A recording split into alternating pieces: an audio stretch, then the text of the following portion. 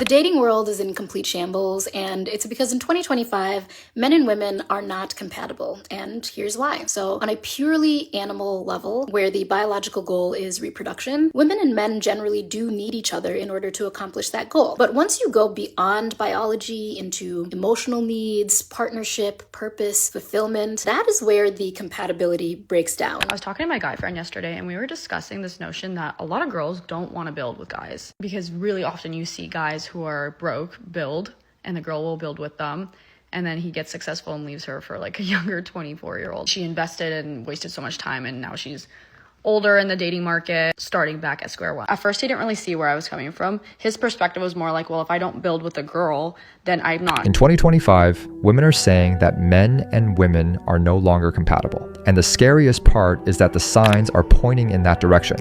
On one side, women who don't want to build anything with a man. On the other, men who are terrified of being replaced over money, status, or convenience. Love has turned into negotiation, and commitment has become a threat.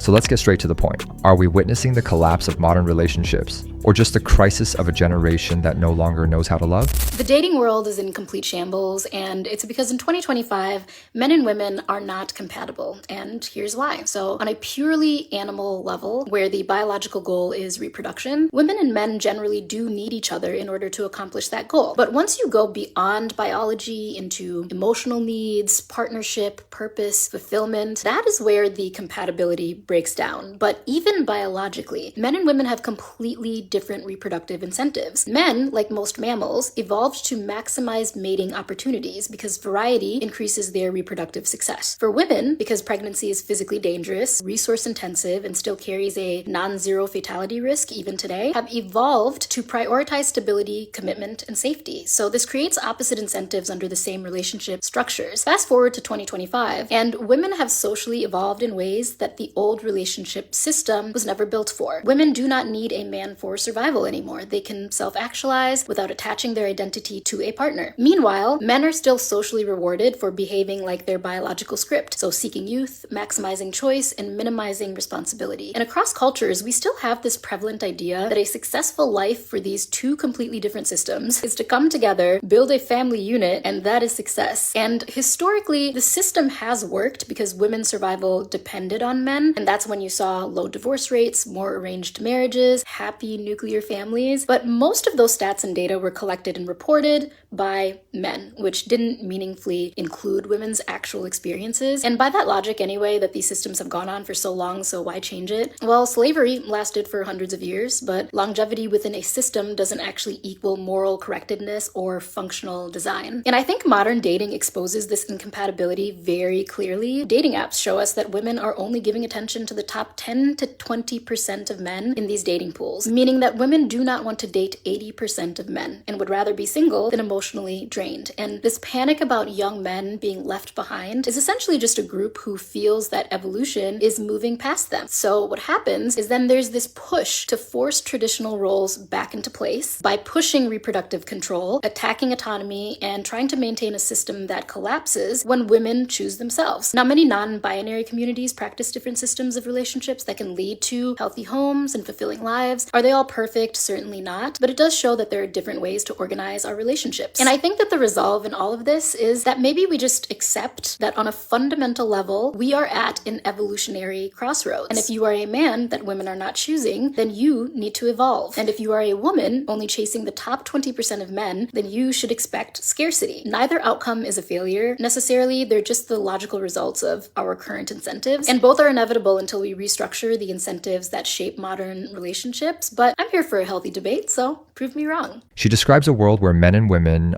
are not compatible because biological instincts and social incentives have changed. But she ignores the obvious. It wasn't biology that broke compatibility. It was modern culture, which erased duty, commitment, and purpose. When a society turns freedom into complete lack of responsibility, the bond between men and women naturally falls apart. And notice this, she says women evolved while men stayed stuck in their nature. But maybe the truth is the opposite. Women were encouraged to deny their own nature, to believe they don't need anyone while still expecting to find a man who wants a family. The incompatibility isn't biological, it's ideological. Okay. I'm sorry to break it to you, but men and women are not compatible. Okay?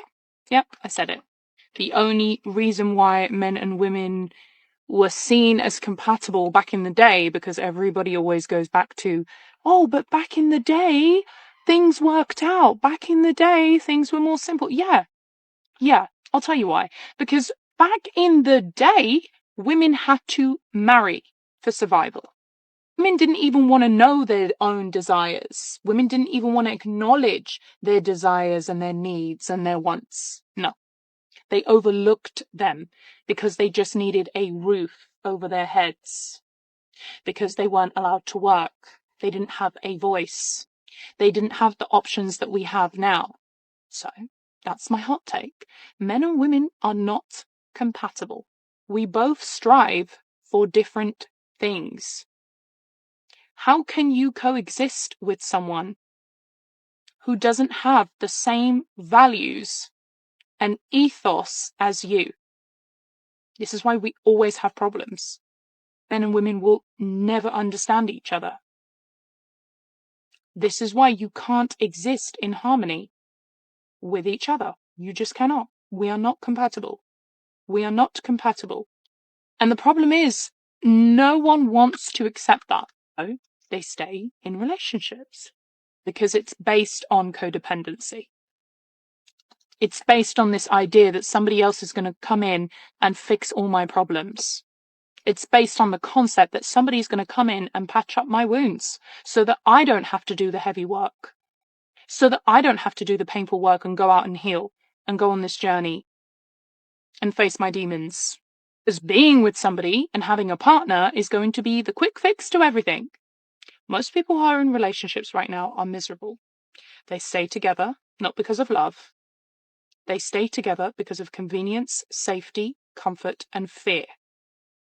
I'm scared to be alone in this world, so I'm going to call you my girlfriend or my boyfriend. So, do yourself a favor and focus on your path and your journey, because the only person who can fulfill you is yourself. The only person who can validate you is yourself. And it is nobody else's responsibilities to heal your wounds for you. You have to do that.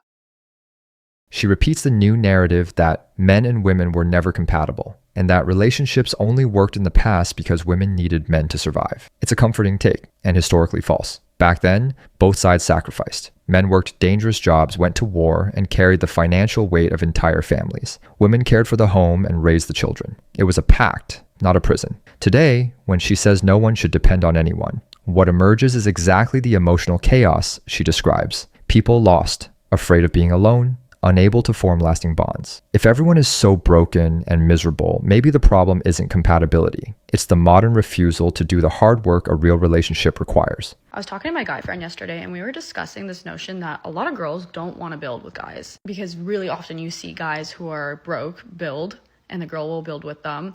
And then he gets successful and leaves her for like a younger 24-year-old. She invested and wasted so much time and now she's older in the dating market, starting back at square one. At first, he didn't really see where I was coming from. His perspective was more like, well, if I don't build with a girl, then I'm not sure that she's going to be with me for anything other than my money when I'm successful. So let me try to explain the female psychology for girls who think like me. So I kind of have two pillars of thought when it comes to this. First pillar is that I feel like a lot of guys, when they're broke, they don't choose their dream woman. They pick the girl that fits their current lifestyle that they can like quote unquote afford. Then when they reach success, they finally have like this ginormous pool of girls who want them and they kind of get their pick of the litter. Now they can go for their dream woman. And by the way, I don't think every guy is like this. I'm well aware that there's many guys that blew up with their girlfriend or whatever, and that is the person they stick with forever. I think this really comes down to the fact that it's a personality trait. Are you a cheater or not? Is it your character to cheat and seek novelty or not? I recognize that. So the other pillar of thought that I have when it comes to this is that I feel like the guys psychologically don't want the woman who watched him struggle. I think they want to, but I think the guys that are still starting at zero and are building, they don't like who they are. And so when he reaches that level of success, he's always going to tie that old version that he's trying to escape to that woman. I think there's a lot of guys out there that don't want to be seen. I think a lot of guys want to be seen for that post glow up self. Want the woman who sees him as like this hero, who sees them as like this manly man. Not saying that a girl who builds won't see that. If anything, she actually might. She might respect him a lot for what he went through. But I think this has a lot to do with men's ego, and so many of these guys just don't want a woman that's seen that side of them. Again, not every guy. I am totally aware of that. And so when you combine these two main reasons, for me, it's not about gold digging or finding a guy that's super successful. To me, this is risk management. I don't think that most of us will be able to accurately assess how a person is going to change when he gets power and success. You know, a guy who's making 80K versus a guy who's making 800K, they don't have the same temptations, the same self-control battles, the same access to women. Their values might even change once they reach a certain level of success. There's not really a way to predict this. You can look at character, but people change a lot when they get power and money.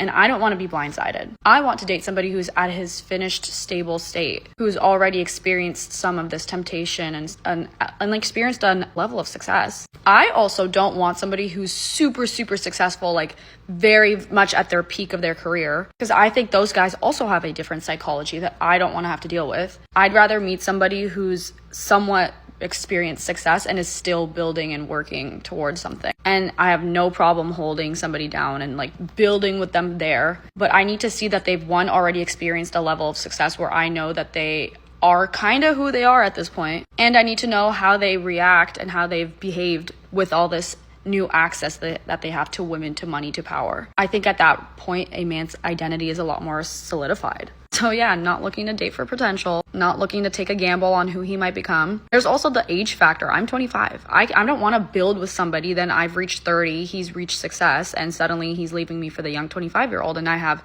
to restart at square one, and I'm like older in the dating pool. So for these reasons, very quick summary, I will not be dating to build with somebody. She presents the current female mindset: fear of investing in a man because he might level up and trade her for a 24-year-old. Deep down, that's the direct result of the dating market women help build. A game where status, power, and convenience matter more than loyalty, family, and building together. And here's the irony. She wants a man who is ready, successful, stable, but she doesn't want to offer what women traditionally contributed: support, loyalty, and partnership. She wants absolute safety, something no relationship can guarantee. That's not love, that's risk management. And when a relationship becomes a contract, it dies before it even begins. So my hot take is that it's actually women who ruined modern romance, not men. So I know some girls will disagree with me and say that I'm not being a girl's girl, but this is just my opinion based off of my observations. But I honestly feel like a lot of girls these days don't understand what it takes to be in a long-term and a meaningful and genuine relationship. And I think like this issue mainly came from social media, especially TikTok, because I see these type of girls on TikTok all the time, and it's always my friends who are addicted to social media who think this way. When they get asked like, oh, what do you bring to the table? They say, what do you mean, what do I bring to the table? I'm just a girl.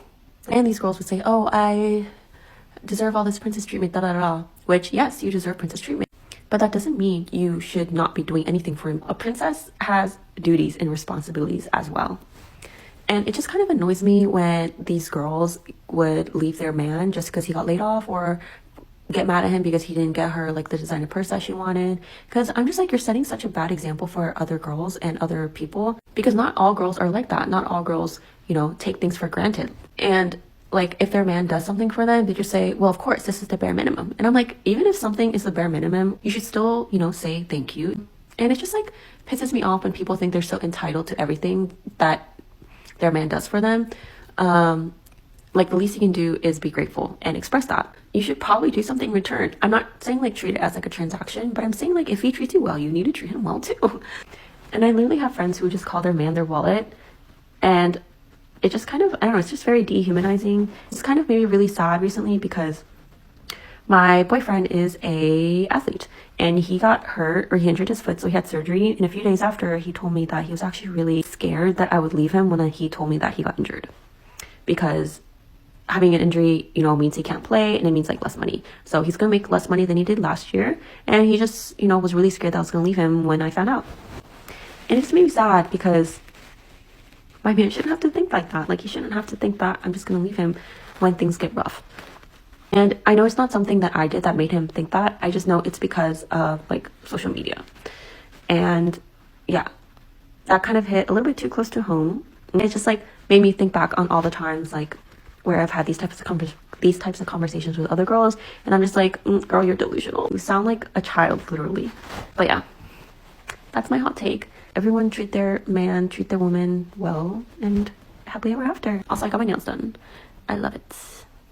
She's the one who finally touches the uncomfortable truth. Many modern women were conditioned to believe relationships are about receiving, not giving. The I deserve everything culture destroyed reciprocity. And without reciprocity, no relationship survives. The fact that her boyfriend was afraid she would leave him for making less money exposes the damage of this mindset. It wasn't men who abandoned commitment. It's many women who turned men into walking wallets and relationships into benefit packages. She's right.